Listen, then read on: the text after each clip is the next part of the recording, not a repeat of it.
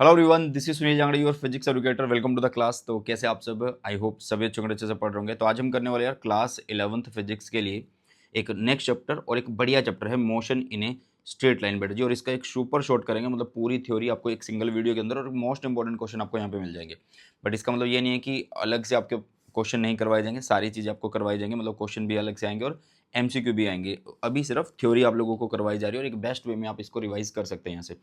Already हमारा जो first chapter है, फर्स्ट चैप्टर हम इसे बोल सकते हैं क्योंकि जो फिजिकल वर्ल्ड है वो डिलीटेड है सिलेबस से। क्लास 11th फिजिक्स अगर सीबीएसई की बात करें तो units and measurement already upload हो चुका है बेटा जी। लिंक डिस्क्रिप्शन में मिल जाएगा आपको प्लेलिस्ट का। और इसमें भी बहुत सारी चीज़ें, मतलब संपूर्ण चीज़ें हमने कवर करी और बहुत सारे क्वेश्चन हमने कवर करे। अच्छा, दोनों लेक्चर की पीडीएफ आपको मिलेगी कहाँ पे? Telegram channel Sunil Jangra sir के नाम से है वहाँ पे। और इसके अलावा अगर आपको फिजिक्स के रिगार्डिंग कुछ भी चीज़ चाहिए, नोट्स चाहिए, कोई फॉर्मूला शीट नहीं मिल रही है या आपका कोई भी डाउट है, तो आप सुनील जांगड़ा फिजिक्स जो हमारा इंस्टाग्राम पे हैंडल है, वहाँ पे आप मुझे मैसेज कर सकते हैं, आपको जल्दी से रिप्लाई मिल जाएगा। ठीक है, तो चलिए स्टार्ट करते हैं यार। आज का हमारा चैप्टर कौन सा? Motion in a straight line. और बढ़िया बढ़िया वाले नोट्स आप लोगों के लिए प्रिपेयर किए गए हैं, ये देखिएगा, बढ़िया वाले नोट्स हैं भाई साहब। और ये सारे के सारे नोट्स आप लोगों को मिल जाएंगे कहाँ पे? जैसे कि मैंने बताया, टेलीग्राम चैनल पे बेटा। ठीक है, तो स्टार्ट करते हैं। ठीक है, बीच में मैं कुछ क्वेश्चन भी पूछूंगा तो उन क्वेश्चन के आंसर आपको कमेंट सेक्शन में बता के जाने हैं। चलो, तो सबसे पहले बेटा जी, अगर हम बात करें मोशन इन स्ट्रेट लाइन में, हम जो सबसे पहले चीज़ पढ़ेंगे वो पढ़ेंगे मैकेनिक्स क्या होती है। ठीक है, क्योंकि ये जितना मोशन वगैरह हम पढ़ेंगे सारा मैकेनिक्स के अंडर आता है। तो मैकेनिक्स क्या होती है? ये फिजिक्स की वो ब्रांच होती है जिसमें हम स्टडी करेंगे किसका? मोशन। और मोशन किसका? बॉडी के। मतलब जो भी बॉडी मोशन कर रही है उनकी स्टडी जो करते हैं हम करते हैं मैकेनिक्स के अंदर। इसके तीन पार्ट होते हैं, जैसे स्टैटिक, काइनेमेटिक्स एंड डायनामिक्स बेटा जी। तो स्टैटिक मतलब नाम से पता लग रहा है कि ये मैकेनिक्स की वो ब्रांच होगी जिसमें हम डील करेंगे किसके साथ? जो बॉडी रेस्ट पर होगी। ठीक है, उसे बोलेंगे स्टैटिक्स। काइनेमेटिक्स और डायनामिक्स में हम क्या बात करते हैं? Study of motion. और स्टडी ऑफ मोशन ही करते हैं किसके? बॉडी के बारे में। बट सुनिए, यहाँ पे study of motion of body जो होगा वो विदाउट नोइंग इट्स कॉज होगा। मतलब क्यों हो रहा है वो मोशन क्यों हुआ है, उससे हमें कोई लेना देना नहीं है। तो वो वाली स्टडी जो होगी वो काइनेमेटिक्स कहलाएगी, और नहीं दूसरे वाली जो आपकी है जिसमें हमें कारण भी पता करने होंगे कि क्यों मोशन हो रहा था, वो डायनेमिक्स कहलाएंगे बेटा जी। ठीक है, body knowing it's cause is called dynamics. Okay, तो मैकेनिक्स समझ में आ गया। तीन पार्ट होते हैं, स्टैटिक, काइनेमेटिक्स एंड डायनेमिक्स। और जो हम पढ़ रहे हैं वो काइनेमेटिक्स ही पढ़ रहे हैं। Motion in a straight line, motion in a plane जो आता है ये आपका काइनेमेटिक्स के अंदर आता है बेटा जी। अब बात करेंगे कि ऑब्जेक्ट रेस्ट का मतलब क्या होता है। ऑब्जेक्ट एट रेस्ट, रेस्ट का मतलब होता है कि मान लो यार कोई भी ऑब्जेक्ट है तो उसके पास की जो चीज़ें हैं वो बदल नहीं रही टाइम के साथ, है ना। Object is said to be at rest if there is no change in its position with respect to time. ठीक है, उसकी पोजीशन चेंज नहीं हो रही, या फिर बोलो सराउंडिंग चेंज नहीं हो रही है ना, तो उसे बोलते हैं ऑब्जेक्ट जो है रेस्ट पे है। अगर मोशन की बात करें तो इसका मतलब है कि वो पोजीशन जो है चेंज कर रहा है किसके साथ? टाइम के साथ बेटा जी। क्लियर है? तो रेस्ट और मोशन मेरे ख्याल से अच्छे से समझ में आ गया होगा। ठीक है, बट ऐसा है कि एब्सोल्यूट रेस्ट या एब्सोल्यूट मोशन आप लोग कह नहीं सकते किसी चीज़ को, क्योंकि वो डिपेंड करता है फ्रेम ऑफ रेफरेंस पे। आगे जाके हम उसके बारे में बात करेंगे। इसके बाद टाइप्स ऑफ मोशन होते हैं, जैसे कि ट्रांसलेटरी मोशन है, सर्कुलर या रोटेटरी मोशन इसको बोलते हैं, और एक ऑसिलेटरी मोशन होता है बेटा जी। ट्रांसलेटरी मोशन जो होगा वो क्या होगा? मतलब एक तरीके से ये आप बोल सकते हो कि मोशन इन स्ट्रेट लाइन होता है। ठीक है, ट्रांसलेटरी मोशन जो होता है वो एक तरीके से आप बोल सकते हो motion in a straight line. इसको रेक्टिलिनियर मोशन भी बोलते हैं। सर्कुलर नाम से पता लग रहा है कि सर्कल में, या रोटेटरी, इसमें क्या होगा? जो मोशन होगा किसी भी बॉडी का वो किसी सर्कुलर पाथ में होगा। ठीक है बेटा, उसे हम क्या बोलेंगे? सर्कुलर मोशन या रोटेटरी मोशन बोलेंगे। आगे जाके हमारे पास सर्कुलर मोशन और रोटेशनल मोशन ये बहुत डिटेल में आएंगे, बट अभी के लिए सिर्फ सीख रहे हैं कि व्हाट इज सर्कुलर मोशन और व्हाट इज रोटेटरी मोशन बेटा जी। ठीक है, इसके बाद आता है बेटा जी ऑसिलेटरी मोशन। ऑसिलेटरी में क्या होता है कि जो ऑब्जेक्ट है या बॉडी है वो क्या करती है? टू एंड फ्रो मोशन करती है। कि कोई भी एक मेन पोजीशन होती है उसके to and fro, up down, आगे और पीछे ऐसे ऐसे मोशन करती है, तो उसे बोलते हैं वाइब्रेटरी या ऑसिलेटरी मोशन बेटा। ठीक है, नेक्स्ट बात करते हैं पॉइंट ऑब्जेक्ट की। अच्छा, इसमें एक क्वेश्चन मैंने पूछा है, इस क्वेश्चन का आंसर आप लोग जरूर से करके जाना जब ये पॉइंट ऑब्जेक्ट आप समझ लोगे। सुन लो एक बार, पॉइंट ऑब्जेक्ट का मतलब क्या होता है कि मान लो अगर आपके पास कोई भी एक ऑब्जेक्ट है, उसको हम पॉइंट ऑब्जेक्ट कैसे बोलेंगे? If the size of object is much smaller than the distance it moves in A reasonable duration of time. मान लो आपने एक कार ली, आप उसको भी एक पॉइंट ऑब्जेक्ट की तरह बोल सकते हो, बट कब बोल सकते हो? जब वो अपने साइज से बहुत ज़्यादा डिस्टेंस कवर कर दे किसी एक फिक्स टाइम के अंदर बेटा जी, किसी एक फिक्स टाइम के अंदर। ठीक है, तो उसे हम बोलते हैं पॉइंट ऑब्जेक्ट। मान लो अगर ये एक ऑब्जेक्ट है, ये एक ऑब्जेक्ट, और ये घूम फिर के ऐसे ऐसे डिस्टेंस कवर करता है, ये जितना डिस्टेंस इसने कवर किया अपने साइज से तो बहुत ज़्यादा कवर किया है, तो इसे हम बोलेंगे पॉइंट ऑब्जेक्ट बेटा। ठीक है, तो पॉइंट ऑब्जेक्ट क्या हुआ, an object is considered as point object if the size of the object is much smaller than the distance it moves in reasonable duration of time. यहाँ पे एक क्वेश्चन मैंने पूछा हुआ है, इस क्वेश्चन का आंसर जरूर से आप कमेंट सेक्शन के अंदर बता के जाना, बिल्कुल ईजी सा क्वेश्चन है। Can a tumbling beaker that has slipped off the edge of a table considered as point object, ये आपको बता के जाना कमेंट सेक्शन के अंदर, ठीक है। और इससे पता भी लगेगा यार तुम कितने सीरियस हो और कितना पढ़ रहे हो, ठीक है। नेक्स्ट हम बात करते हैं फ्रेम ऑफ रेफरेंस। देखो यार मैंने अभी बात करी कि जो कोई बॉडी रेस्ट पे है तो वो जरूरी नहीं है सबके लिए रेस्ट पे हो, या कोई बॉडी मोशन में है तो जरूरी नहीं है कि सबके लिए वो मोशन में हो, तो डिपेंड करता है कि हम उसको कहाँ से ऑब्जर्व कर रहे हैं। तो फ्रेम ऑफ रेफरेंस एक तरीके से क्या होता है कि एक प्लेटफॉर्म होता है जहाँ से हम चीज़ों को ऑब्जर्व कर रहे होते हैं, ठीक है बेटा, समझ में आया। मान लो कोई बॉडी आप लोग मोशन में बता रहे हो तो कहीं से तो यार उसको एज ए रेफरेंस मान के, मान लो मैं यहाँ से देख रहा हूँ किसी चीज़ को तो बता रहा हूँ, है ना। तो इसका मतलब फ्रेम ऑफ रेफरेंस क्या है, रेफरेंस जो होता है फ्रेम ऑफ रेफरेंस वो एक प्लेटफॉर्म होता है जहाँ पे ऑब्जर्वर को हम रख देते हैं, ठीक है, या बोलो कि वहाँ खड़े होकर ऑब्जर्वर चीज़ों को ऑब्जर्व करता है, ओके बेटा। तो ये फ्रेम ऑफ रेफरेंस दो होंगे, जैसे कि inertial frame of reference and non inertial frame of reference. ये लॉज ऑफ मोशन में ज़्यादा आएगा और वहीं पे ही मतलब ज़्यादा ही इसके बारे में बातें करी जाएंगी इनर्शियल और नॉन इनर्शियल के बारे में, बट मैं फिर भी थोड़ा थोड़ा बता देता हूँ आपको। इनर्शियल फ्रेम ऑफ रेफरेंस का मतलब है a non accelerating frame of reference, उसे बोलते हैं हम इनर्शियल फ्रेम ऑफ रेफरेंस बेटा, ठीक है। मतलब ये क्या होगा कि ये एक ऐसा फ्रेम ऑफ रेफरेंस होगा, या तो ये रेस्ट पे होगा या फिर ये क्या कर रहा होगा, मूव कर रहा होगा विद कांस्टेंट वेलोसिटी, ठीक है। Non inertial frame of reference मतलब यार कहने का मतलब ये होगा कि जो इनर्शियल फ्रेम ऑफ रेफरेंस है वो ये है कि जहाँ पे ऑब्जर्वर है या तो वो जगह बिल्कुल रेस्ट पे है या वो कांस्टेंट वेलोसिटी से चल रही है, ठीक है बेटा, समझ में आई बात, ओके। इसके अलावा बेटा जी हमारे पास क्या आता है, इसके बाद आता है non inertial frame of reference, ठीक है।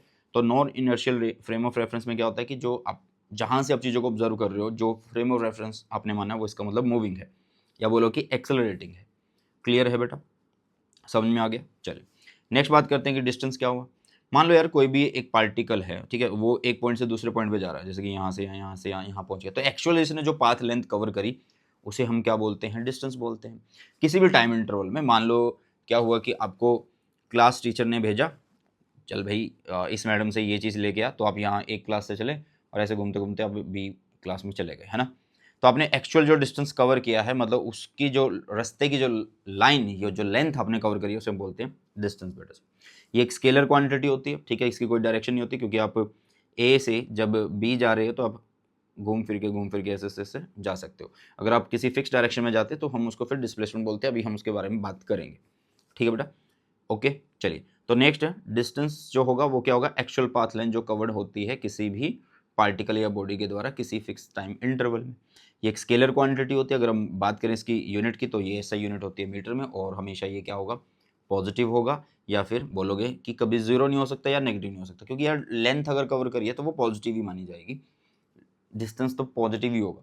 अगर मान लो वो एक ही जगह है तो इसका मतलब तो ऑब्जेक्ट चला ही नहीं है भाई, तो वो तो जीरो तो नहीं बोल सकते आप इसको यार, नेगेटिव नहीं बोल सकते, ओके।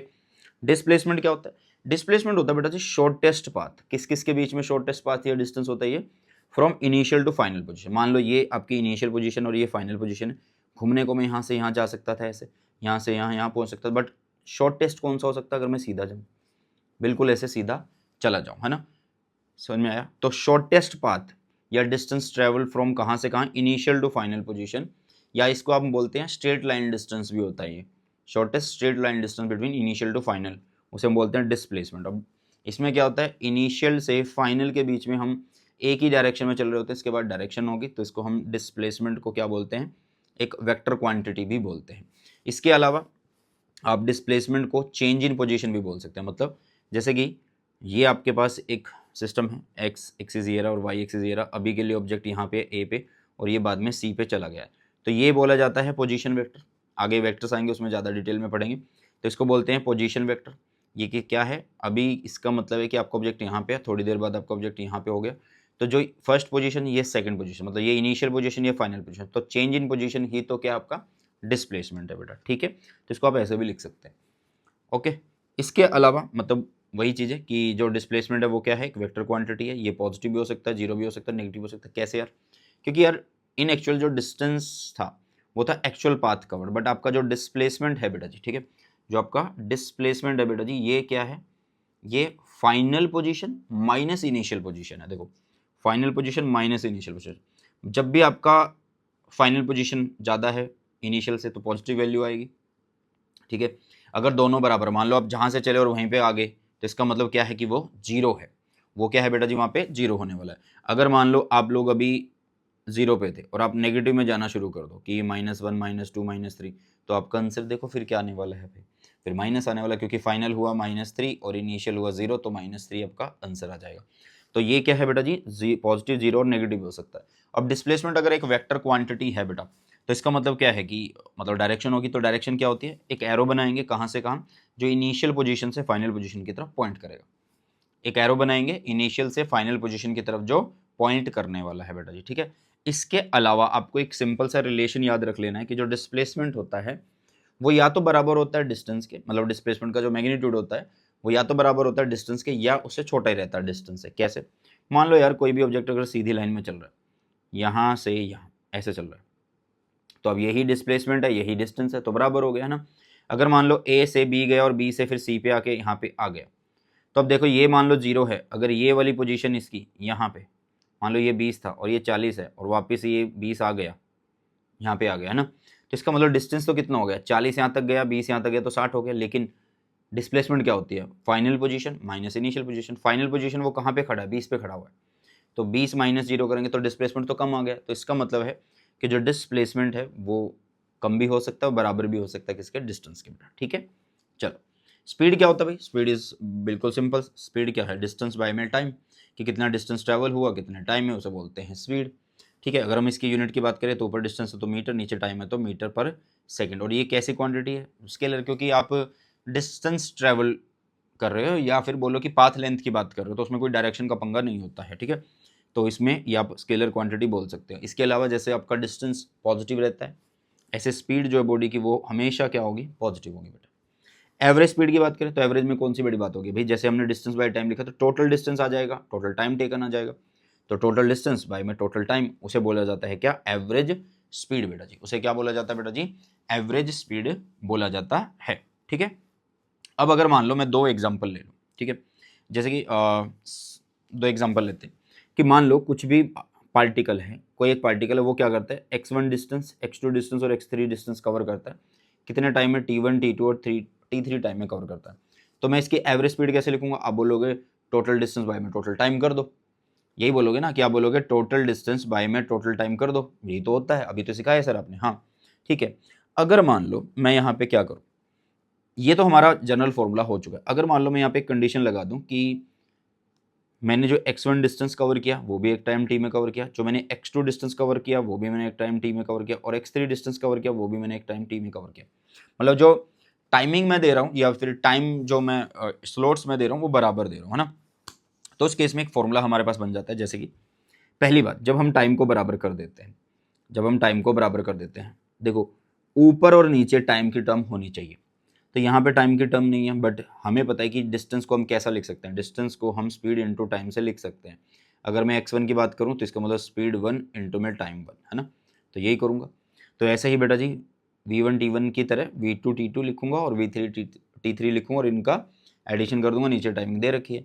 अब मैं टाइम को बराबर बोल रहा हूँ तो इसका मतलब t1 t2 और t3 को t कर दूँ, तो यहाँ पे देखो बेटा नीचे t3 बने 3t बनेगा और ऊपर t कॉमन आएगा, तो t और t कैंसिल होंगे तो बचेगा v1 प्लस v2 प्लस में v3 बाय में 3। मतलब जब टाइम बराबर होगा सिर्फ आपको क्या करना है, जितनी भी स्पीड्स दे रखी है उनको ऐड करो और 3 से डिवाइड कर दो। मतलब 3 दे रखी है तो 3 से डिवाइड हो जाएंगे, 2 दे रखी है 2 से डिवाइड, 4 दे रखी है तो 4 से डिवाइड हो जाएंगे बेटा।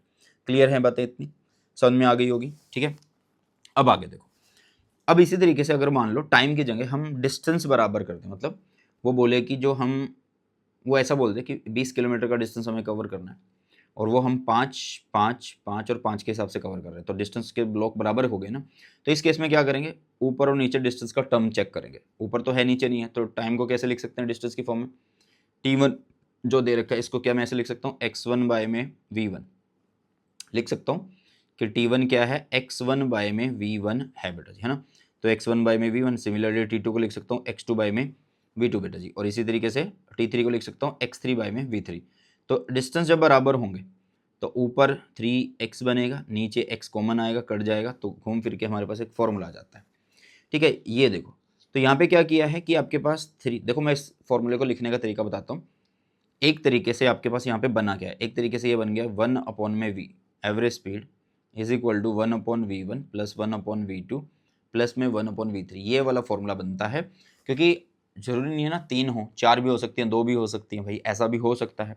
तो ये 1/, की फॉर्म में आप लोग इसको ज़्यादा लिखोगे तो ज़्यादा सही रहेगा। मतलब आप इसको 1/v एवरेज याद कर लो, तो बनेगा 1/v1 plus 1/v2 plus 1/v3, और जब आप इसको सोल्व करोगे तो यही बनने वाला है। ठीक है, अब इसको लिखने का तरीका क्या, देखो 3 दे रखे तो तीनों को मल्टीप्लाई कर दो, 3 लिखो, तीनों को मल्टीप्लाई कर दो। अब तीनों में से किसी एक को छोड़ दो, तो मैंने क्या किया है, पहले 3 को छोड़ दिया, बाकी 2 को लिख दिया भाई, v1 और v2 को, फिर नेक्स्ट वाली को छोड़ दिया, फिर v1 और v3 को लिख दिया, फिर नेक्स्ट वाले में v1 को छोड़ दिया, v2 और v3 को लिख दिया। ऐसे लिख सकते हैं। ऐसे अगर 2 का केस आता तो 2 के केस में हम कैसे लिखते हैं, 2 के केस में 2 v1 और v2 लिखते हैं बेटा, 2 हैं तो किसी एक को छोड़ देंगे, मैंने v2 को छोड़ दिया, फिर अब जिसको पहले छोड़ दिया तो उसको लिख देंगे यार, ऐसे कर देंगे। तो ये 2 का केस आ गया बेटा।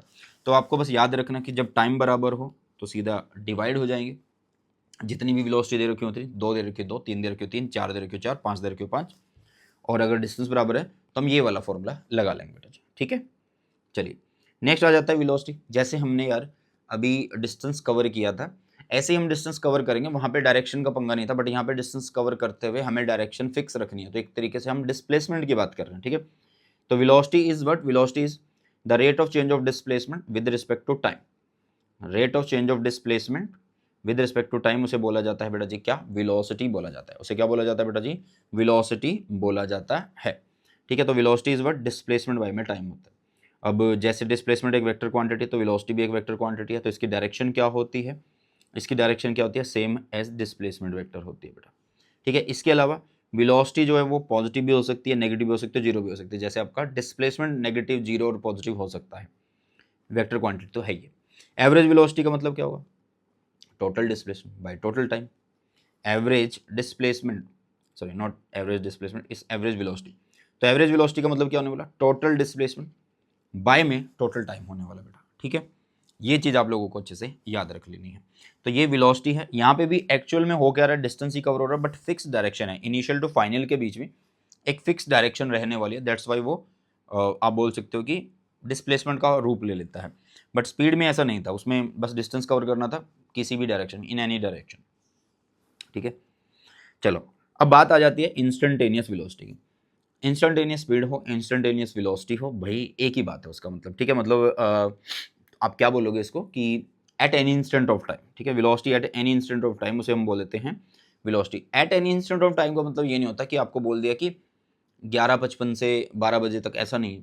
11:55 है तो 11:55 से जैसे ही 11:55 हुआ और जैसे ही 1 सेकंड, मतलब बिल्कुल छोटा सा टाइम होता है यार। मतलब जो टाइम लिमिट होती है वो अप्रोचेस टू जीरो बोल सकते हो, मतलब बहुत ही छोटा सा टाइम। ठीक है, इंस्टेंटेनियस वेलोसिटी क्या है, the velocity at any instant of time is called instantaneous velocity. ठीक है बेटा, तो फिजिक्स के अंदर क्या होता है कि आप जब भी छोटी चीज़ें लिखते हो, मतलब किसी भी इंस्टेंट के लिए लिखोगे तो उसको डेल्टा से हटा के डी की फॉर्म में आ जाता है। मतलब अगर हम बात के स्पीड, सॉरी वेलोसिटी, वो क्या होती है, change in position upon change in time. But time बहुत छोटा होना चाहिए। टाइम क्या होना चाहिए, बहुत छोटा। जैसे कि अगर मैं ए से बी कोई एक टाइम इंटरवल लेता हूँ डेल्टा टी, तो आप बोलोगे कि हाँ ये ए से बी ऐसे हो गया, तो ए से बी तो देखो यार पूरा एक बड़ा टाइम इंटरवल आ गया, और यहाँ से यहाँ तो भाई एक पूरा डेल्टा एक्स भी मिल गया है। तो मतलब ऐसा हो, बिल्कुल ऐसे टेंजेंट बने बस इसके ऊपर, इतना छोटा सा टाइम हो हमारे पास हो। ठीक है, तो इसलिए हम लिमिट लगा देते हैं टाइम की, delta t approaches to zero, तो ये बन जाता है डी एक्स बाई में डी टी बेटा जी। ठीक है, इसको एक तरीके से आप डिफ्रेंशिएशन भी बोल सकते हैं, मतलब डेरिवेटिव फॉर्म हमने यहाँ पे लिख दी है इसकी। ठीक है, इंस्टेंटेनियस स्पीड सेम होती है, ये भी at any instant of time हो जाएगी, बस इसमें डायरेक्शन होती है, इसमें डायरेक्शन का पंगा नहीं होता बेटा जी। वैसे इन दोनों को सेम ही बोला जाता है, क्योंकि छोटे से टाइम इंटरवल के लिए आप बोल सकते हो कि स्पीड और इंस्टेंटेनियस वेलोसिटी चेंज नहीं हो सकती। भाई इतना सा टाइम है, बस हल्का सा टाइम है, अप्रोचेस टू जीरो, उस टाइम में क्या डायरेक्शन चेंज करेगा ऑब्जेक्ट यार। ठीक है, चलो यूनिफॉर्म मोशन क्या होता है भाई, यूनिफॉर्म मोशन का मतलब होता है वेलोसिटी कांस्टेंट। ठीक है, क्या बोलता है, वेलोसिटी कांस्टेंट बेटा। या फिर आप इसको थोड़ी और अच्छे से ज़्यादा डिटेल में बोलना चाहते हो तो बोल सकते हो, an object is said to be in uniform motion if it cover equal distance in equal interval time in a fix direction. Equal distance in equal interval of time but in a fix direction, तो इसका मतलब velocity की बात कर रहा है, तो हम सीधा बोले ना क्या, वेलोसिटी कांस्टेंट है। अगर वेलोसिटी कांस्टेंट है तो इसका मतलब एक्सेलरेशन जीरो होगा। सर एक्सेलरेशन जीरो कैसे होगा? क्योंकि आगे जाके पढ़ेंगे कि एक्सेलरेशन चेंज इन वेलोसिटी होता है, ठीक है। तो वेलोसिटी कांस्टेंट का मतलब होता है बेटा जी एक्सेलरेशन इज जीरो। और यूनिफॉर्म मोशन का मतलब यही है। यूनिफॉर्म मोशन के अंदर होता क्या है कि जो इंस्टेंटेनियस और एवरेज वेलोसिटी होती है वो सेम ही होती है यार, ठीक है। समझ में आया? ये बात बहुत ज़्यादा इंपॉर्टेंट है, इसको ध्यान से रखना। इन यूनिफॉर्म मोशन इंस्टेंटेनियस या एवरेज या फिर वेलोसिटी कभी भी बोली जाएगी तो वो सेम ही है। कोई तुम्हें बोले यूनिफॉर्म मोशन है, ठीक है, कोई तुम्हें बोले कि यूनिफॉर्म मोशन है, तो आप वहाँ पे समझ सकते हो कि वो इंस्टेंटेनियस, एवरेज या वेलोसिटी कुछ भी दे रखी है तो वो सेम ही रहने वाला है बेटा जी, ठीक है। नॉन यूनिफॉर्म मोशन मतलब देखो यूनिफॉर्म मोशन में क्या था, यूनिफॉर्म मोशन में था कि वेलोसिटी कांस्टेंट है, बट यहाँ पे वेलोसिटी कांस्टेंट नहीं होगी। आप बोल सकते हो कि equal distance in unequal interval of time, या फिर बोल सकते हो unequal distance in equal interval of time, ये बोल सकते हो बेटा, ठीक है। तो वेलोसिटी चेंज होती है यहाँ पे टाइम के साथ। अब वेलोसिटी का चेंज क्या है भाई? वेलोसिटी एक वेक्टर है, तो वेक्टर भाई वैल्यू और डायरेक्शन किसी भी तरीके से चेंज हो सकता है। वैल्यू और डायरेक्शन किसी भी तरीके से वो चेंज हो सकता है बेटा जी, है ना। तो जरूरी नहीं है कि अगर वेलोसिटी में बोल दे कि वैल्यू तो सेम है, बट अगर उसकी डायरेक्शन बदल रही है तो इसका मतलब वो चेंज हो रही है। अगर डायरेक्शन फिक्स और वैल्यू बदल रही है तो भी चेंज हो रही है भाई वेलोसिटी। तो नॉन यूनिफॉर्म मोशन में ध्यान रखना है वेलोसिटी किस तरीके से बदलती है, ठीक है बेटा। नेक्स्ट हमारे पास आ जाता है एक्सेलरेशन। देखो जैसे हमने स्पीड पढ़ी थी, जैसे हमने वेलोसिटी पढ़ी थी, वेलोसिटी था डिस्प्लेसमेंट अपॉन में टाइम, ठीक है, मतलब change in position upon change in time, ये हमारा वेलोसिटी था। अब आ गया हमारे पास क्या? एक्सेलरेशन। एक्सेलरेशन होता है change in velocity upon change in time. Change कैसे लिखेंगे? Final velocity minus initial velocity upon में टाइम, ठीक है। चेंज इन वेलोसिटी अपॉन में टाइम इंटरवल, या कितना टाइम उन्होंने लिया है, इसको ए से शो करेंगे, ए, और ये भी एक वेक्टर क्वांटिटी होती है। तो ये हो गया v माइनस यू, वी कौन है? फाइनल वेलोसिटी, यू कौन है? इनिशियल वेलोसिटी, नीचे टाइम हो गया टी। ऐसा यूनिट की बात करें तो ऊपर वेलोसिटी है तो मीटर पर सेकंड होगा, नीचे टाइम पड़ा तो सेकंड ऑलरेडी, तो ये हो गया मीटर पर सेकंड स्क्वायर, ठीक है बेटा। एक चीज़ का ध्यान रखना, द डायरेक्शन ऑफ एक्सेलरेशन जो होता है वो क्या होता है? Is the same as that of the net force. मतलब जिस दिशा में नेट फोर्स होगी, जिस डायरेक्शन में नेट फोर्स होगा, वही हमारी एक्सेलरेशन की डायरेक्शन होने वाली है। समझ में आया भाई? एक्सेलरेशन की डायरेक्शन अगर कोई तुम्हें बोले तो एक्सेलरेशन की डायरेक्शन हमेशा कहाँ होगी? In the direction of net force होगी। मान लो कोई एक ऑब्जेक्ट है, ये ऐसे चलता जा रहा है, ठीक है, वी वेलोसिटी के साथ ऐसे चलता जा रहा है। अब धीरे धीरे इसकी वेलोसिटी कम हो रही है और यहाँ पे जाके ये जीरो हो रहा है। इसका मतलब ये जीरो क्यों हुआ? क्योंकि कोई उधर से एक फोर्स इस पे अपोजिट डायरेक्शन में लग रही होगी, तो इसका मतलब है कि इसका एक्सेलरेशन इधर है भाई, ठीक है। मतलब आप बोल सकते हैं कि एक तरीके से नेगेटिव है। समझ में आया? वेलोसिटी इंक्रीज हो तो इसका मतलब उसी साइड फोर्स लगाइए तो एक्सेलरेशन पॉजिटिव, वेलोसिटी डिक्रीज है तो इसका मतलब acceleration is negative, velocity constant है तो मतलब कांस्टेंट का मतलब क्या है? फाइनल वेलोसिटी भी वही है, इनिशियल भी वही है, तो इसका मतलब ए तो जीरो हो गया, तो एक्सेलरेशन तो जीरो हो गया भाई, ठीक है। तो इसमें कोई बड़ी बात नहीं है, बस आपको समझ में आना चाहिए कि व्हाट इज द एक्सेलरेशन, क्या होता है यार ये एक्सेलरेशन, ठीक है।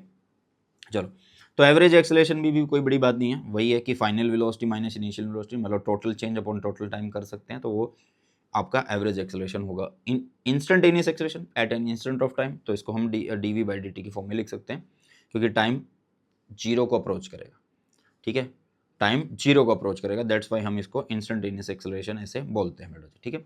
मतलब आप ये बोलो कि आपको जो एक्सेलरेशन लिखना है तो वो किस लिए लिखना है? आपको जो भी एक्सेलरेशन लिखना है वो at any instant of time लिखना, बट बिल्कुल छोटे से टाइम इंटरवल के लिए जो अप्रोच कर रहा है बिल्कुल जीरो को बेटा जी, ठीक है, बिल्कुल जीरो को अप्रोच कर रहा है। इसके अलावा मोशन के अलग अलग और टाइप आते हैं, जैसे कि 1 डायमेंशन, 2 डायमेंशन और 3 डायमेंशन होता है बेटा जी, है ना। तो 1 डायमेंशन मोशन मतलब किसी स्ट्रेट लाइन में जैसे मोशन हो रहा है ना, या इसको इस तरीके से समझो कि आपके पास मान लो ये एक्स एक्सिस है, ये वाई एक्सिस है और ये जेड एक्सिस, तो इसमें से किसी भी एक एक्सिस की जब जरूरत पड़ रही है ऑब्जेक्ट की पोजीशन बताने के लिए, तो हम उसे बोलते हैं 1 डायमेंशनल मोशन बेटा जी, ठीक है। और मोशन इन स्ट्रेट लाइन इसका बहुत बढ़िया एग्जाम्पल है, और रेक्टिलिनियर मोशन इसको आप बोल सकते हो, या लीनियर मोशन बोल सकते हो, जैसे कि ये मोशन हुआ, तो ये क्या है? 1 डायमेंशनल मोशन। 2 डायमेंशनल मोशन मतलब कोई भी दो, जैसे एक्स या वाई की जरूरत पड़े, या फिर वाई या जेड की जरूरत पड़े, या जेड या एक्स की जरूरत पड़े, या फिर बोलो कि यार प्लेन में जो मोशन हो रहा है, किस में जो मोशन हो रहा है? प्लेन में। या फिर बोलो जैसे कि प्लैनेट्स जो हैं सूर्य के चारों ओर चक्कर लगा रहे हैं, सन के चारों ओर चक्कर लगा रहे हैं, कोई भी एक कार है moving along a zigzag path on a level road, ठीक है, ऐसे ऐसे ऐसे चल रही है, तो एक्स वाई इनकी जरूरत पड़ेगी तुम्हें, ठीक है। 3 डायमेंशनल में क्या होता है कि 3 डायमेंशन का मतलब होता है कि ऑब्जेक्ट आपका स्पेस में मूव करे, मतलब एक्स की भी जरूरत पड़ेगी कि एक्स से कितना ऊपर है, वाई से कितना इधर है, जेड से कितना इधर है, तो वो तभी आपका 3 डायमेंशनल मोशन, जैसे कि एक kite flying on A windy day, ठीक है, कोई भी पतंग उड़ रही है ना, हवा वाले दिन बहुत हवा चल रही है और पतंग उड़ा रहे हो, ठीक है। इसके अलावा जैसे कि आप लोगों के पास मोशन ऑफ एन एरोप्लेन होता है, क्या होता है बेटा जी, मोशन ऑफ एन एरोप्लेन होता है बेटा जी। क्लियर है इतनी बातें मेरे ख्याल से, ठीक है। तो ये होता है आपका 3 डायमेंशनल मोशन। यहाँ पे डायग्राम थोड़ा सा कंप्लीट नहीं है क्योंकि ये आना था, बट कोई बात नहीं, जितना हमें चाहिए कॉन्सेप्ट वो यहाँ से क्लियर हो जाता है। तो 1 डायमेंशनल मोशन में सिर्फ एक एक्सिस की जरूरत होती है, कोई भी एक एक्स वाई जेड, और 2 डायमेंशनल में 2 की होती है, 3 डायमेंशनल में तीनों की जरूरत पड़ती है, ठीक है। चलो यूनिफॉर्म एक्सेलरेशन अभी करके आए हैं भाई, जब एक्सेलरेशन कांस्टेंट होगा तो वो यूनिफॉर्म एक्सेलरेशन होगा, है ना। Acceleration of an object is said to be uniform motion, कि कांस्टेंट कब हो सकता है, मान लो आपके पास वेलोसिटी स्टार्टिंग में है 0, बाद में वेलोसिटी है 2, बाद में वेलोसिटी है कितनी 4, बाद में वेलोसिटी कितनी है 6, और इन सब के लिए आपके पास टाइम है 1-1 सेकंड, ठीक है। तो फाइनल वेलोसिटी मान लो यहाँ पे देखें तो 2 - 0 तो 2 होगी, यहाँ पे देखें तो 4 - 2 तो 2 हो गई, यहाँ पे देखें 6 - 4 तो 2 हो गई, टाइम 1-1 सेकंड हमने लिया था, तो 2 तो मतलब जो एक्सेलरेशन आया, change in velocity upon change in time को क्या बोलते हैं, अरे भाई a is equal to dv/dt अगर लिखते हैं तो ये तो हमारा 2/1 हर बार यही आ रहा है, 2/1 2/1 2/1, हाँ यही आ रहा है। तो इसका मतलब वेलोसिटी आपकी एक तरीके से क्या है भाई, बढ़ तो रही है बट वो सेम इंटरवल से इंक्रीज हो रही है अंतर। तो uniform motion if its velocity changes y equal amount in equal interval of time, ठीक है। तो a आपका यहाँ पे कांस्टेंट हो गया, और ये वेरिएबल में ऐसा नहीं होता, ठीक है। तो यहाँ पे क्या होता है, अनइक्वल अमाउंट से चेंज होती है इन इक्वल इंटरवल ऑफ टाइम, कौन, वेलोसिटी, ठीक है बेटा। समझ में आ गई होगी मेरे ख्याल से इतनी बातें सभी को, ठीक है। आगे की तरफ चलें फिर, चलो एक क्वेश्चन करते हैं इसी पे बेस्ड। अब देखो यहाँ पे क्या बोला गया है यार, ये बोल रहा है कि in 1 second a particle goes from A to B, एक पार्टिकल है वो 1 सेकंड में ए से बी पे जाता है, यहाँ से जाए हमें कुछ नहीं बताया गया अभी के लिए। In a semi circle find the magnitude of the average velocity, आपको एवरेज वेलोसिटी निकालनी, तो बड़ा कोई हैवी क्वेश्चन नहीं है, बस सिंपल है। देखो एवरेज वेलोसिटी की अगर हम बात करें तो एवरेज वेलोसिटी में क्या पता लगेगा, आप बोलोगे कि कितना डिस्प्लेसमेंट हुआ बाय में टाइम, क्योंकि वेलोसिटी की बात होगी है। अभी के लिए ऑब्जेक्ट यहाँ है, उसके बाद यहाँ पे होगा, तो यहाँ से यहाँ ये स्ट्रेट लाइन डिस्टेंस जो है आपका, ये डिस्प्लेसमेंट हुआ।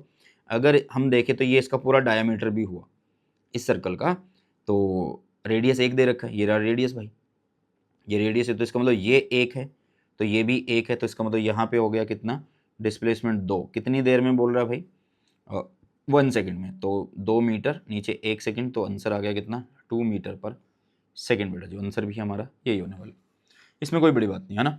आपको वेलोसिटी बोला गया है तो आपको फाइनल, इनिशियल और फाइनल पोजीशन से लेना देना है, बाकी किसी चीज़ से कोई भी लेना देना नहीं है आप लोगों को यहाँ पे बेटा जी। क्लियर है मेरे ख्याल से, इतनी बातें सभी को समझ में आ गई होगी, ठीक है। चलो नेक्स्ट एक और क्वेश्चन करते हैं, ठीक है। दूसरा जो क्वेश्चन है वो क्या कहता है कि a particle is moving in x y plane, ठीक है। एक एक्स वाई प्लेन में पार्टिकल मूव कर रहा है, और एक्स और वाई कोऑर्डिनेट्स जो हैं वो टाइम के साथ बदल रहे हैं, और वो आपको दिए भी हुए हैं कि किस तरीके से वो बदल रहे हैं। वो बोल रहा है x is equal to 2t का स्क्वायर है और y is equal to t cube है।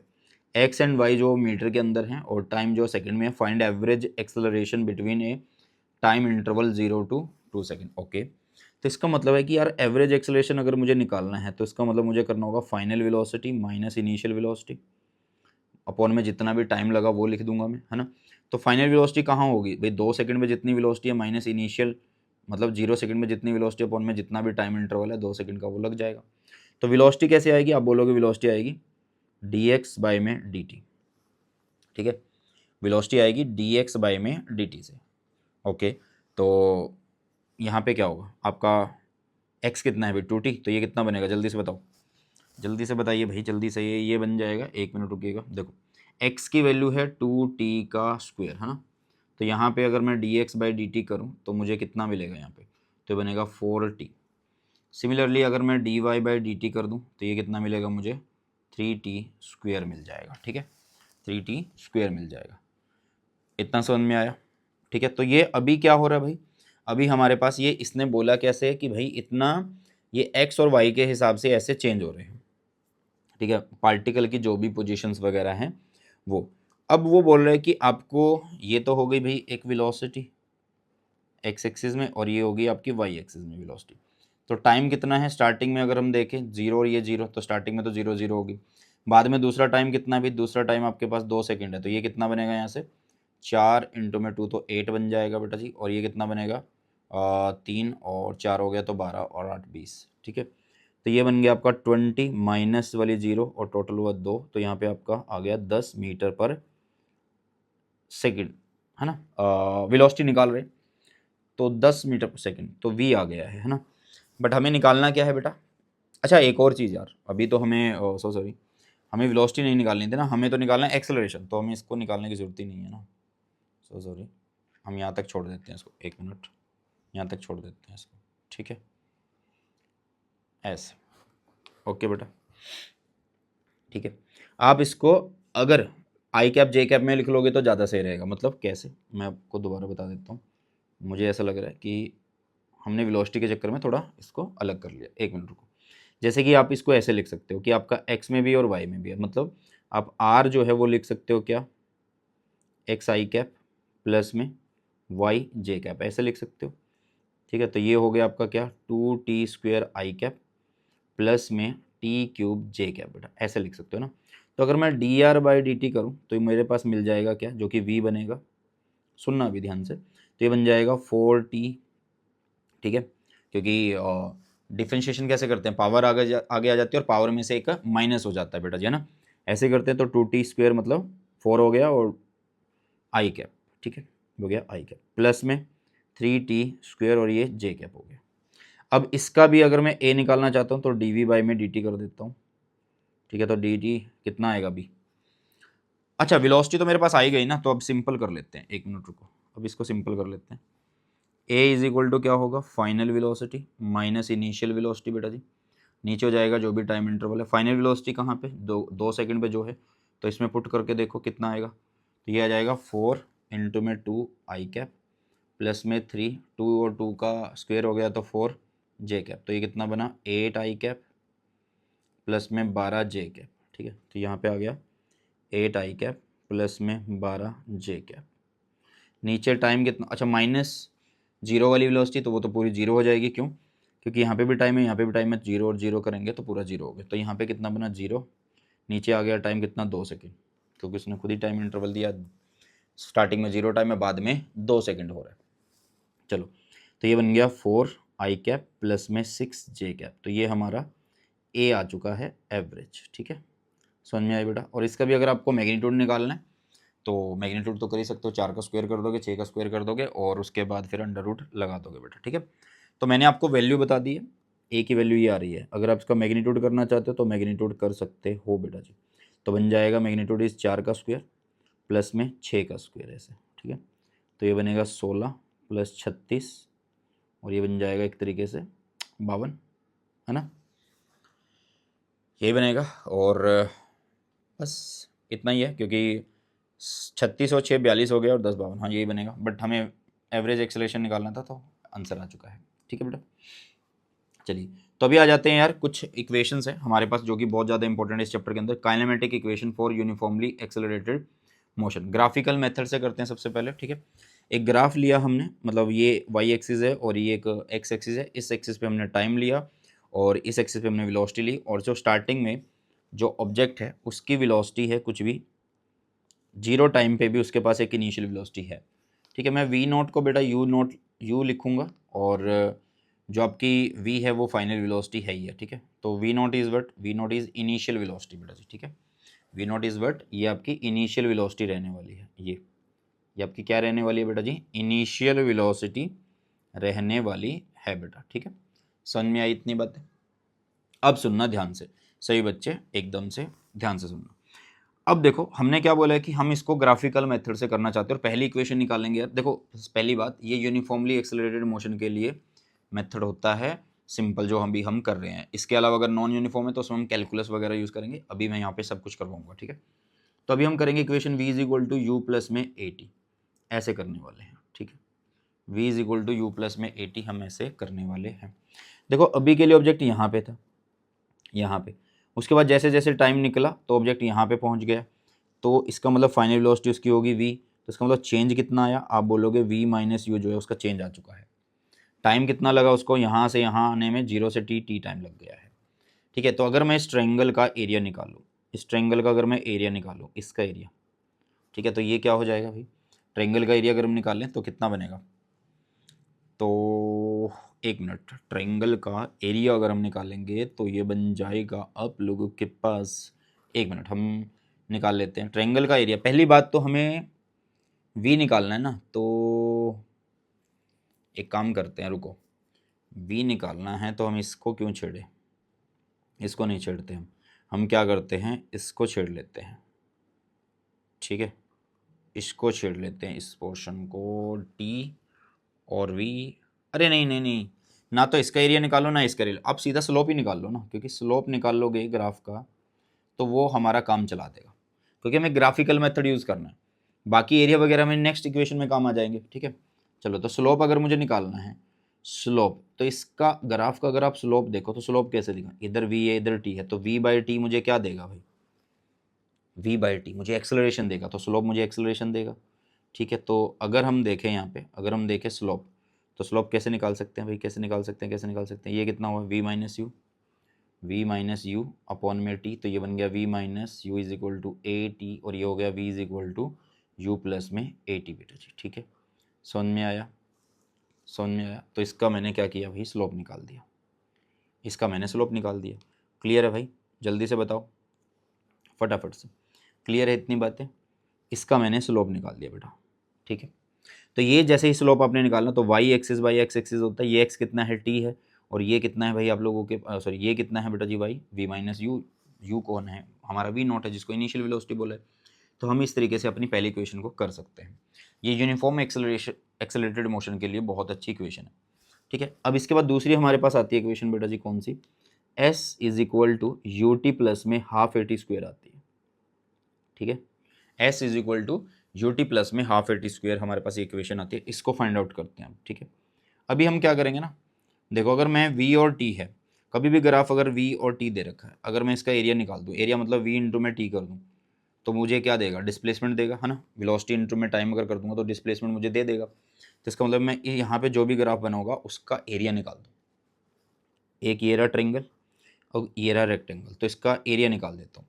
तो पहले ट्रेंगल का एरिया जोड़ो आप लोग, कितना होगा ट्रेंगल का एरिया, अगर देखो तो पहली बात तो डिस्प्लेसमेंट मिलेगी, एरिया क्या होगा, हाफ, ये कितना है भाई, ये पहले इसको मल्टीप्लाई कर लो, v माइनस यू कर लेंगे इसको। ठीक है, v माइनस यू, ठीक है, और साथ में यहाँ पे मल्टीप्लाई कर लेंगे कौन सा, बेस, बेस कितना है t, तो ट्रायंगल का एरिया तो आ गया ये, प्लस में हम करेंगे किसको, रेक्टेंगल का एरिया, रेक्टेंगल का एरिया ये रहा, रेक्टेंगल कैसे निकलेगा, ये वाली हाइट कितनी है, यहाँ से यहाँ v नॉट मतलब u है, u कैसे, जीरो यहाँ पे, u यहाँ पे, तो u माइनस जीरो, u ही बचा, और ये t है, तो इसका मतलब यहाँ पे ये यू टी हो गया, तो ये बन गया s is equal to U T plus में half v minus U T, और v माइनस यू कौन होता है, देखो v is equal to you plus A T है बेटा जी। ठीक है, तो अगर मैं v माइनस यू करूँ, ठीक है, तो ये कितना बनेगा, ध्यान से देखो, v माइनस यू, तो ये ए टी बन जाएगा, है ना, ये ए टी बन जाएगा, तो इसका मतलब s इज इक्वल टू हो गया यू टी प्लस में हाफ, इसकी जगह क्या आ गया, ए टी आ गया, और टी पहले से पड़ा तो स्क्वायर आ गया, हाफ ए टी स्क्वायर। ठीक है बेटा, तो ये होता है हमारे पास क्या, ये होता है बेटा जी हमारे पास मेथड। ठीक है, समझ में आ गया है, क्लियर। चलो, किसका मेथड है ये, आपका डिस्प्लेसमेंट वाली इक्वेशन का। अब नेक्स्ट वाली अगर हम इक्वेशन देखें, वो होती है v square minus u square is equal to 2as बेटा जी। ठीक है, इसको कैसे करें, देखो कुछ भी नहीं है, सिंपल है, अभी भी हम क्या करेंगे, अभी भी हम इसका ही एरिया निकालेंगे कर्व का, क्योंकि हमें वेलोसिटी और डिस्प्लेसमेंट की इक्वेशन चाहिए। ठीक है, तो अभी आप इसको करो कैसे, ऐसे ही एरिया निकाल के करो, बट कैसे, पहले हमने क्या किया है, ट्रायंगल और रेक्टेंगल का अलग अलग एरिया निकाला फिर जोड़ा। अब क्या करो, इसको देखो, ये एक ट्रेपीजियम ही तो है भाई, ये एक ट्रेपीजियम ही तो है। ट्रेपीजियम में क्या होता है, आमने और सामने की जो ये है, मतलब जो पैरेलल लेंथ होती है उनका एडिशन, बीच की हाइट मल्टीप्लाई और प्लस में 1/2, है ना, तो एरिया आ जाएगा। तो एरिया ऑफ ट्रेपीजियम निकाल देंगे, क्या निकाल देंगे बेटा, एरिया ऑफ ट्रेपीजियम निकाल देंगे।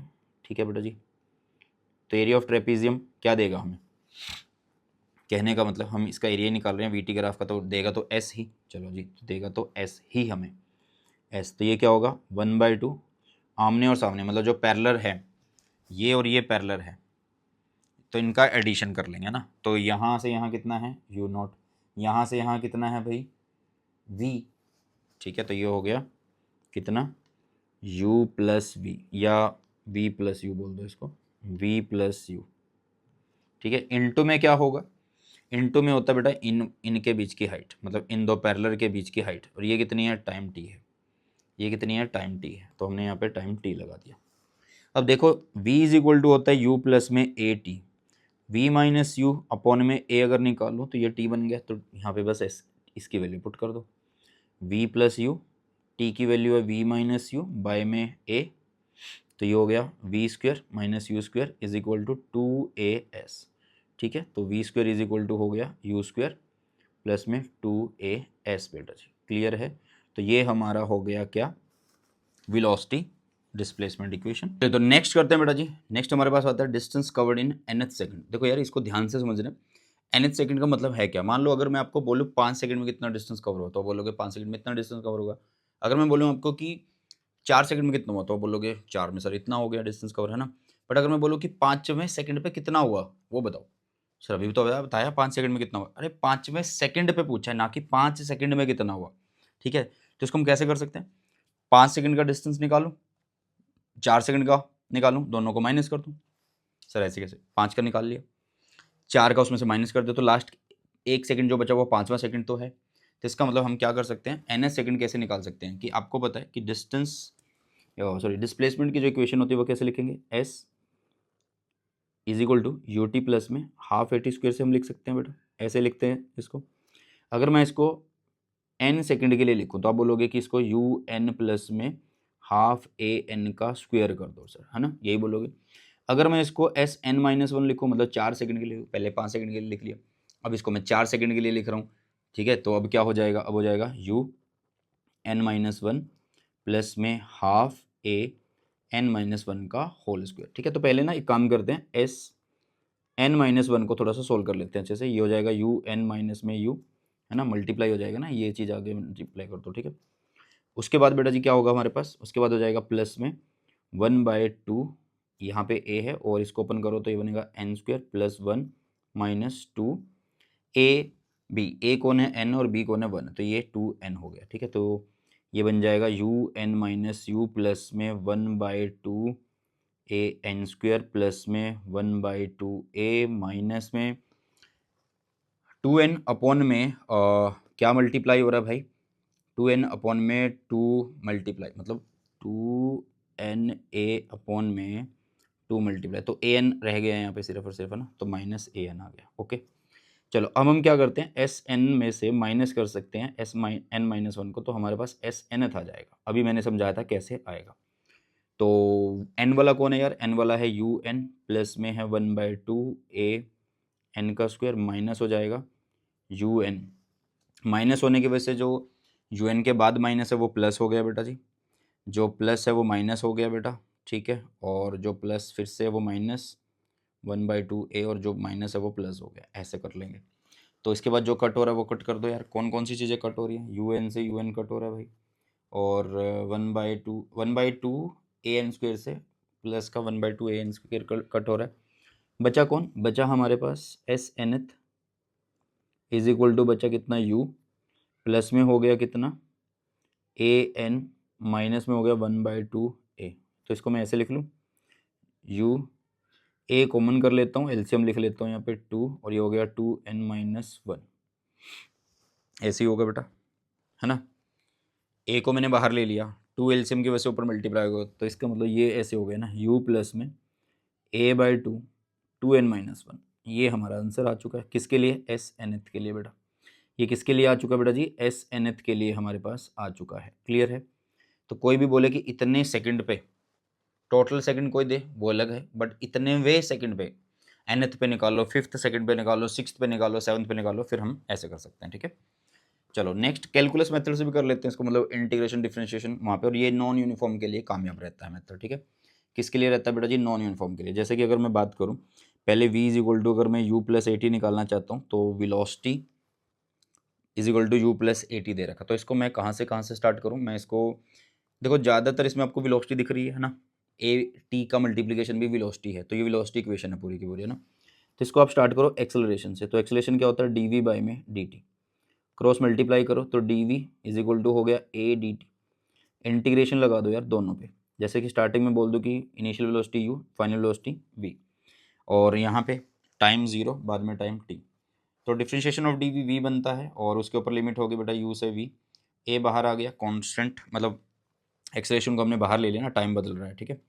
तो अभी के लिए हम इसको क्या कर देते हैं, integration of d t, integration of d t करें तो वो टी बनेगा, टी माइनस जीरो तो टी रह गया, तो ये बन गया v minus u is equal to a t. तो वी इज इक्वल टू हो गया यू प्लस में ए टी बेटा जी, ठीक है, समझ में आया। अच्छा सुनो एक और बात यार, एक और बात मैं आपको बताना चाहता हूँ। अभी हम यहाँ पे क्या कर रहे हैं, इन इक्वेशन को कैलकुलस मेथड से निकाल रहे हैं, तो एक्सेलरेशन को कांस्टेंट लेके चल रहे हैं, लेकिन जहाँ पे आप लोग नॉन यूनिफॉर्म एक्सेलरेशन से डील करोगे तो वहाँ पे डायरेक्ट ये वाली इक्वेशंस यूज हो जाएंगी, ये वाली। तो आपको डायरेक्ट रिजल्ट यूज करने की जरूरत नहीं होती। ये तब कर सकते हैं जब हम आपके पास एक्सेलरेशन कांस्टेंट है, डायरेक्ट हम तब यूज कर सकते हैं, नहीं तो हम ऐसे इनको डिफरेंशिएशन इंटीग्रेशन करते हुए चलेंगे, ठीक है बेटा। चलो अब आगे देखो, दूसरी इक्वेशन होती है हमारे पास s is equal to U T plus में हाफ ए टी स्क्वेयर, है ना, ये होती है। तो यू टी मतलब वेलोसिटी इनटू में टाइम, ये भी डिस्प्लेसमेंट है, तो डिस्प्लेसमेंट की इक्वेशन है ये, एस अपने आप में डिस्प्लेसमेंट है, ठीक है। तो ये सारी डिस्प्लेसमेंट की इक्वेशन बन रही है। तो आप इसको कैसे कर सकते हो, इसको कर सकते हो कैसे भाई, सिंपल, एस डिस्प्लेसमेंट है तो आप वेलोसिटी से स्टार्ट करो, तो ये बनेगा डी एक्स बाई में डी टी, क्रॉस मल्टीप्लाई करो तो d x is equal to we d t हुआ बेटा, ठीक है। तो लिमिट लगा लो, सॉरी इंटीग्रेशन कर दो पहले इसको ऐसे, और लिमिट लगा दो कि मान लो स्टार्टिंग में हमारे पास डिस्प्लेसमेंट कुछ भी नहीं थी, जीरो, बाद में हो गई एस, यहाँ पे वी वी वी वी कौन कर सकते हैं, वी की जगह यू प्लस ए टी लिख दूँ, यू प्लस ए टी ऐसे लिख दूँ बेटा, ठीक है। और स्टार्टिंग में टाइम जीरो, बाद में टाइम टी, तो डी एक्स की इंटीग्रेशन एक्स, और लिमिट ओपन करेंगे तो एस माइनस जीरो एस बचा, यहाँ पे यू डी टी, ठीक है, कितना, जीरो से टी, प्लस में ए बाहर टी डी टी ऐसे जीरो से टी, तो यू तो बाहर आ जाएगा, डी टी की इंटीग्रेशन टी तो t minus zero t, plus में ए ये रहा, और टी की इंटीग्रेशन टी स्क्वेयर बाय में टू, लिमिट है जीरो से टी, तो ये कितना बनेगा, ये बनेगा घूम फिर के यू टी प्लस में half A T square, s is equal to half, s is equal to U T plus में हाफ ए टी स्क्वेयर हो जाएगा। तो आपका सेकंड जो इक्वेशन आप ऐसे कर सकते हैं बेटा, ठीक है। नेक्स्ट हमारे पास क्या आता है बेटा जी, नेक्स्ट हमारे पास अगर v square minus you square is equal to two A s अगर हमें करना है तो वो कैसे कर सकते हैं। देखो यहाँ पे आप वेलोसिटी वेलोसिटी वेलोसिटी, ठीक है, तो आप बोलोगे सर वेलोसिटी वाली इक्वेशन से स्टार्ट कर लेते हैं, नहीं, ये एक अकेली ऐसी इक्वेशन है जिसमें आपको एक्सेलरेशन से स्टार्ट करना पड़ेगा, नहीं एक्सेलरेशन ही, हाँ एक्सेलरेशन से स्टार्ट करना पड़ेगा क्योंकि वेलोसिटी वाली इक्वेशन है, अकेली तो नहीं बोल सकते क्योंकि यहाँ पे भी एक्सेलरेशन से हम स्टार्ट कर रहे हैं। तो इसको हम अकेली इसलिए बोलते हैं क्योंकि इसमें कुछ हम एडिशन करते हैं, कैसी, हम इसमें ऊपर और नीचे डिस्प्लेसमेंट या बोलो डिस्टेंस मल्टीप्लाई कर रहे हैं, तो ये बन जाएगा a D x by D t, और ये बन जाएगा d we by d x, तो इसको मैं बोल सकता हूँ बेटा जी वी, तो ये बन जाएगा A is equal to we D V upon में डी एक्स, तो V D we is equal to A D X, integration करेंगे, लिमिट लगा के स्टार्टिंग में यू बाद में वी, और स्टार्टिंग में डिस्प्लेसमेंट जीरो बाद में एस, क्लियर है, ऐसे कर सकते हैं ना हम, ऐसे कर सकते हैं, ओके। और अभी देखो फिर यहाँ पे क्या बनेगा, इंटीग्रेशन वी का इंटीग्रेशन क्या बनेगा, v square by two, limit कितनी है, जीरो, सॉरी जीरो नहीं है, यू से वी, इधर ए बाहर, integration of D x is x, और ऊपर लिमिट जीरो से एस, तो ये बन गया V square minus you square upon two is equal to A S minus zero तो एस, तो ये बन गया V square minus you square is equal to two A S बेटा जी, ठीक है, क्लियर है। आप जो एन एच सेकेंड वाली इक्वेशन है वो भी इससे निकाल सकते हैं, उसमें कोई बड़ी बात नहीं है, उसमें आप सेम ही चीज़ें करोगे, ठीक है, उसमें आप सेम ही चीज़ें करोगे, बस उसमें आप लिमिट n माइनस वन से कहाँ तक लगा दोगे बेटा जी, n तक आप लोग लगा दोगे, क्लियर है, इतनी बातें जल्दी से बता दो। क्या इस इक्वेशन से हम करेंगे, नहीं, हम करेंगे तो अपनी इसी इक्वेशन से, ये वाली इक्वेशन से, ठीक है बेटा, करेंगे तो हम इस वाली इक्वेशन से ही, मतलब पहले हम क्या करने वाले हैं, पहले हम इसको हम करेंगे लिमिट लगा के, जैसे कि यहाँ से स्टार्ट कर लेते हैं, v is equal to D x by में डी टी हो गया, तो डी एक्स कितना हुआ, आप बोलोगे वी डी टी हो गया, v वगैरह इन सब की वैल्यू आपको दे रखी है हमने, है ना, इन सब की वैल्यू हमने दे रखी है। बस इसकी लिमिट जो लगाओगे आप Sn-1 से Sn तक लगाओगे, दोनों का डिफरेंस हो जाता है क्योंकि अपर माइनस लोअर करते हैं। यहाँ पे भी टाइम ऐसे ही लगाओगे n-1 से n तक, यहाँ पे भी n-1 से n तक। तो जब आप इसको करोगे तो आपकी nth वाली भी आ जाएगी, बट उसको करना जरूरी नहीं है, बट ये 3 करना जरूरी है जो कि आपके सामने है। v² - u² is equal to 2as और s is equal to ut plus half at² और v is equal to u plus में 80 बेटा जी। ठीक है, चलो। तो नॉन यूनिफॉर्म एक्सेलरेशन जब भी होगा, ठीक है, जब एक्सेलरेशन कांस्टेंट नहीं होगा तो आपको डिफरेंशिएशन इंटीग्रेशन के क्वेश्चंस को यूज करना अपने न्यूमेरिकल सॉल्व करने के लिए बेटा जी। ठीक है, मोशन अंडर ग्रेविटी एक कॉन्सेप्ट आता है, इसको पढ़ लेते हैं। इसमें फ्री फॉल आता है। मान लो अगर किसी भी बॉडी को हम रिलीज करते हैं, अर्थ के सरफेस के पास ही हम बस थोड़ा सा ऊपर जा रहे हैं, 10 20 30 50 फुट तक ऊपर जा रहे हैं, ठीक है, थोड़ा और ऊपर जा सकते हैं, तो वहाँ से किसी चीज़ को अगर हम फेंकें तो वो एक्सेलरेट होगी कहाँ पे, डाउनवर्ड। वो क्यों होती है, क्योंकि भाई अर्थ उसको अपनी तरफ खींच रही होती है, फोर्स ऑफ ग्रेविटी वहाँ पे लगता है।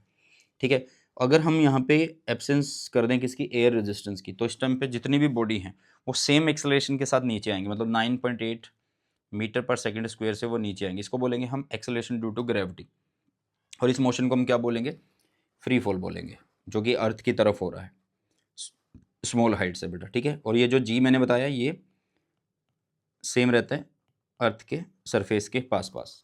ठीक है, मतलब थोड़ा ऊपर जाते हो, थोड़ा सा जाते हो तो ठीक रहता है, 9.8 तक ही रहता है, फिक्स रहता है बेटा। ओके, चलो। तो फ्री फॉल समझ में आ गया, मोशन अंडर ग्रेविटी क्या आ गया। कुछ भी क्वेश्चन करना है तो आपको क्या करना है, इस एक्सिस मतलब इस सिमेट्री को यूज़ कर लेना। क्या है, इधर पॉजिटिव एक्स एक्सिस, इधर नेगेटिव एक्स एक्सिस, इधर नेगेटिव वाई, इधर पॉजिटिव वाई। क्या चीज़ है ये ओरिजिन है। तो ओरिजिन से इधर आपको पता पॉजिटिव होता है, इधर नेगेटिव होता है, ऊपर पॉजिटिव होता है, नीचे नेगेटिव। जो भी जिस चीज़ की डायरेक्शन होगी उसको आप नेगेटिव कंसिडर कर लोगे। मान लो जी आपका ऐसे होता है तो नेगेटिव वाई की तरफ है तो इसको नेगेटिव ले लेंगे। ठीक है, कोई चीज़ अगर आपने ओरिजिन से ऐसे फेंक दी तो इसको पॉजिटिव लेंगे, अगर ऐसे फेंकी तो इसको नेगेटिव लेंगे, अगर नीचे फेंकी तो नेगेटिव लेंगे। ओरिजिन से देखना है आपने। ठीक है, तो ओरिजिन के इधर इधर ऊपर नीचे। ठीक है, तो इससे आपके सारे क्वेश्चन बन जाएंगे, ईजिली बन जाएंगे। जैसे आपके पास यहाँ पे एक क्वेश्चन है बेटा, इन्होंने बोला कि एक ball is thrown vertically upward with a velocity of 20 meter per second. मतलब इसको ऊपर की तरफ फेंका गया, तो ऊपर की तरफ भाई हमारा कौन है, ऊपर की तरफ तो हमारा प्लस वाई है, तो इसका मतलब मैंने इसको क्या लिख दिया, मैंने इसको प्लस का 20 लिख दिया यू। ठीक है, अब क्या कर रहा, कहाँ से फेंका, from the top of a multi storey building, मतलब किसी मल्टी स्टोरी बिल्डिंग से इसको फेंक रहे हैं, तो यहाँ इसका ओरिजिन हुआ, ये हमारा ओरिजिन हो गया बेटा जी। ठीक है, इसका मतलब ये हमारा ओरिजिन है, ओरिजिन। ठीक है, यहाँ से इसको फेंक रहे हैं।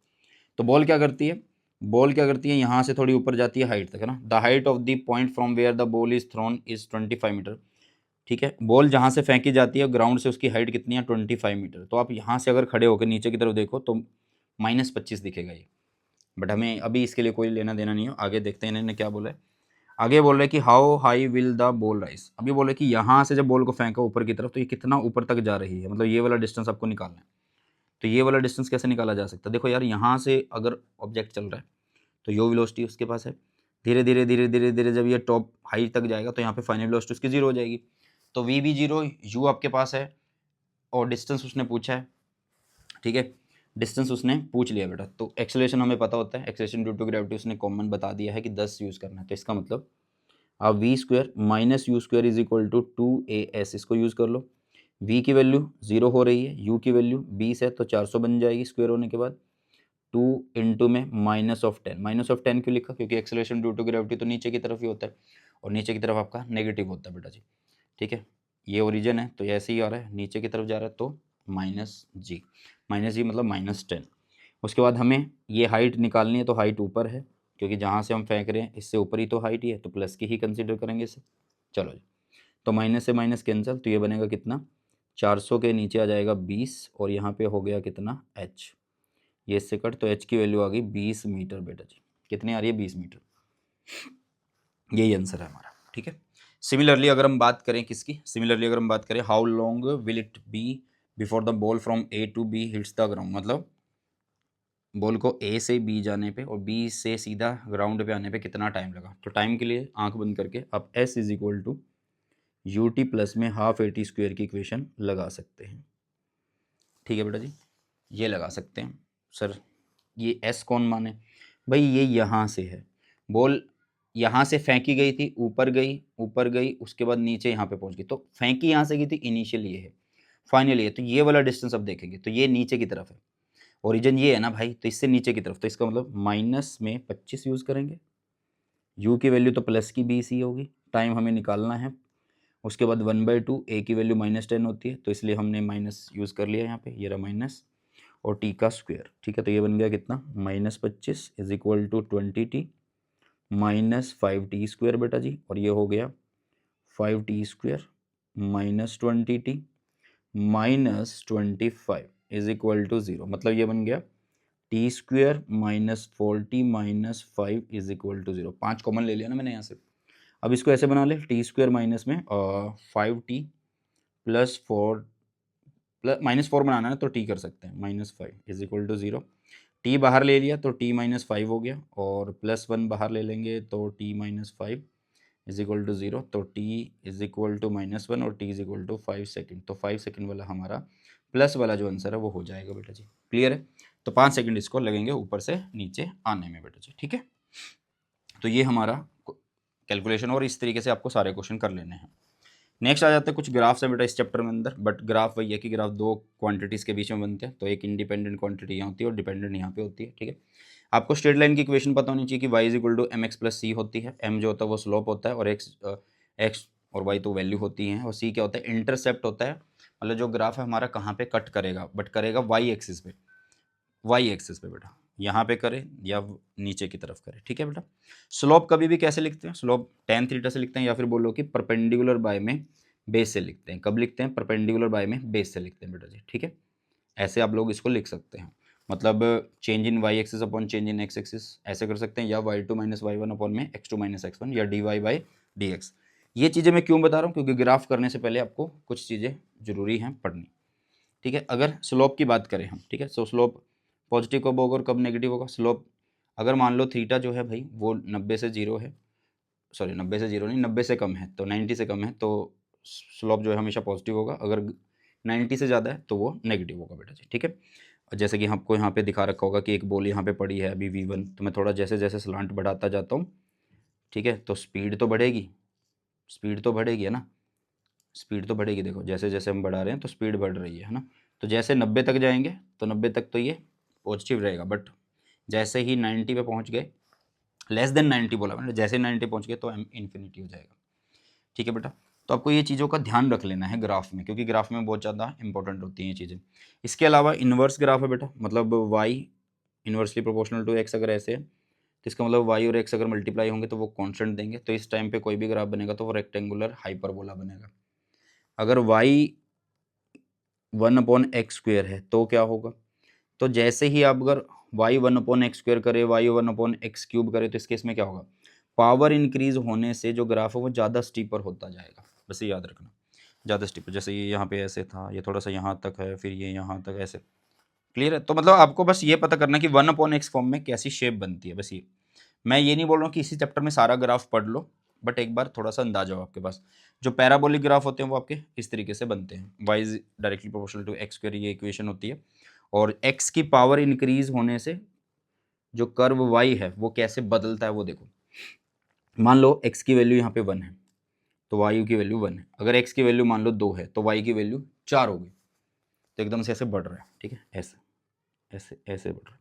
आप एक चीज़ का हमेशा ध्यान रखना कि जिसकी पावर कम है इनमें से, किसकी पावर कम है भाई, वाई की पावर कम है ना, क्योंकि इसकी पावर तो 2 है, इसकी पावर 1 है, तो उसकी तरफ ये मुड़ जाएगा, जिसकी पावर कम होगी उसकी तरफ मुड़ेगा ये। जैसे कि मान लो यहाँ पे आ जाए, यहाँ पे वाई की पावर 1 लग रही है तुम्हें, है ना, और यहाँ पे एक्स की पावर कितनी है, 1/2 है। आपको बस ये पता है कि जब भी y is equal to X कुछ भी पावर में होता है तो पैराबोला तो बनेगा, बट कैसे बनेगा, मैंने बोला है कि जिसकी पावर कम होती है उसकी तरफ ये मुड़ जाता है, तो किसकी पावर कम है भाई, यहाँ पे x की पावर कम, तो x की तरफ मुड़ेगा, ठीक है। ये चीज़ों को याद रखना है, ठीक है बेटा। ऐसे ही एक्सपोनेंशियल ग्राफ अगर e - x है तो भाई इसका मतलब क्या है, डिक्रीमेंट होगा, एक्सपोनेंशियल डिक्रीज होगा, अगर प्लस में है तो इंक्रीज होगा। ये साइनसोइडल फॉर्म होती है बेटा जी, ठीक है। ये ए कौन है, ये मैग्नीट्यूड होता है कि मैक्सिमम प्लस में कितनी वैल्यू है, नेगेटिव में कितनी वैल्यू है, ठीक है।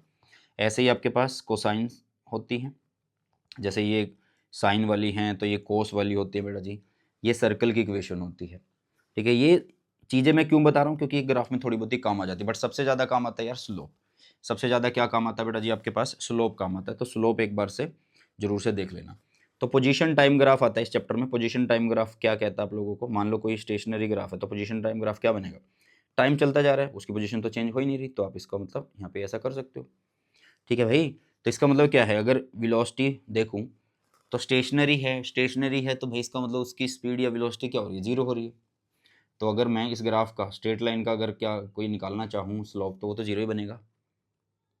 ठीक है, चलो position time graph for uniform motion. Uniform motion में क्या होता है, equal distance in equal interval of time या फिर equal displacement in equal interval of time.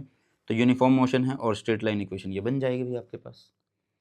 ठीक है, यूनिफॉर्म मोशन का मतलब कि वेलोसिटी कांस्टेंट रहे, तो अगर ये पोजीशन है और ये टाइम है तो अगर मैं इसका स्लोप निकालूं तो कांस्टेंट आना चाहिए। ठीक है, और मैंने बोला था कि मोस्टली ग्राफ आपके स्लोप से हो जाएंगे, तो ये कैसा बनेगा, ऐसा बनेगा।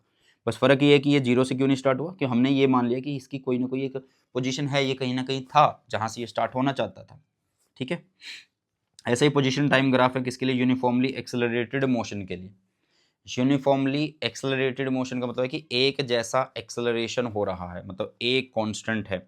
अगर ए कांस्टेंट है तो इसका मतलब क्या है भाई, देखो अगर हम यहाँ पे स्लोप चेक करें इसका, यहाँ पे इसका स्लोप चेक, यूनिफॉर्म एक्सेलरेशन का मतलब है कि वेलोसिटी इंक्रीज तो होगी, इतना तो पता है कि वेलोसिटी इंक्रीज होगी। तो अगर मैं एक्स और टी दे रखा और उसका स्लोप निकालूं तो वेलोसिटी तो इंक्रीज हो रही है, बट सेम इंटरवल से इंक्रीज हो रही है।